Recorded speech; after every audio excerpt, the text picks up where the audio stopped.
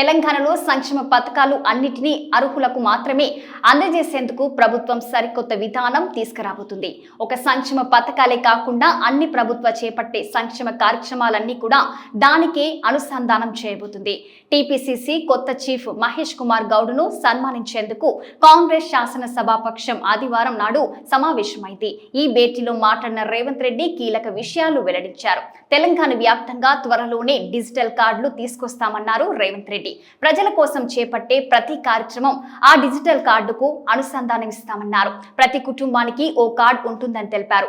ఈ కార్డు ద్వారానే ప్రభుత్వం నుంచి వచ్చే ప్రతి పథకం పని జరుగుతుందని పేర్కొన్నారు. అంటే ration card, Aarogyasri card, Kalyana Lakshmi card అన్ని కూడా ఈ కార్డు ద్వారానే ఇస్తామని పేర్కొన్నారు.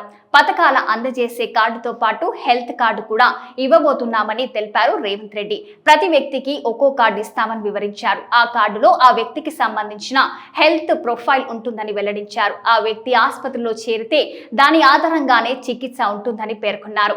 ఇక బీసీ ఎస్సీ రిజర్వేషన్ అమలుపై ప్రభుత్వం చిత్తశుద్ధితో ఉందన్నారు రేవంత్ రెడ్డి.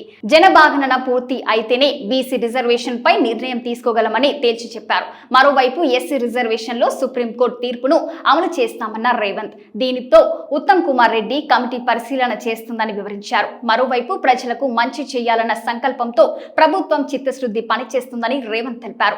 ఏ ప్రభుత్వం చేయని సంక్షేమ కార్యక్రమాలు 9 నెలల్లో ప్రజలకు ఇస్తామన్నారు. అయినా ప్రతిపక్షం బురద జల్లుతుందని వాటిని తిప్పికొట్టాలని ఎమ్మెల్యేలకు సూచించారు. ప్రతి పనిలో ఎమ్మెల్యేలు మంత్రులు జోక్యం చేసుకోవడంతో బీఆర్ఎస్ ను ప్రజలు ఓడించారని గుర్తు చేశారు.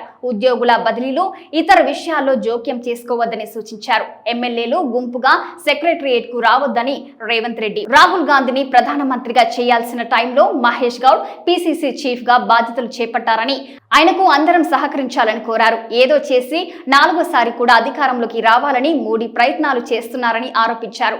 వాటిని తిప్పికొట్టాలని సూచించారు. తెలంగాణలో కాంగ్రెస్ ప్రభుత్వం చేస్తున్న మంచిని ప్రజల్లోకి తీసుకెళ్లాలన్నారు. కష్టపడే వాళ్లకు గుర్తింపు ఉంటుందనేందుకు ఇందుకు వంటి ప్రకటించిన నామినేట్ పదవులే నిదర్శనమన్నారు. ప్రజలకు నిత్యం అందుబాటులో ఉండాలని, వారి సమస్యలు ఎప్పటికప్పుడు తెలుసుకొని పరిష్కరించాలని కాంగ్రెస్ ప్రజాప్రతినిధులకు రేవంత్ హితవులు పలికారు.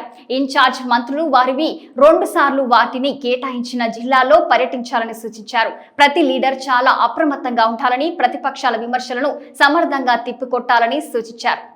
ఇలాంటి మరిన్ని లేటెస్ట్ అప్డేట్స్ కోసం సబ్స్క్రైబ్ టు విక్రమ్ టీవీ.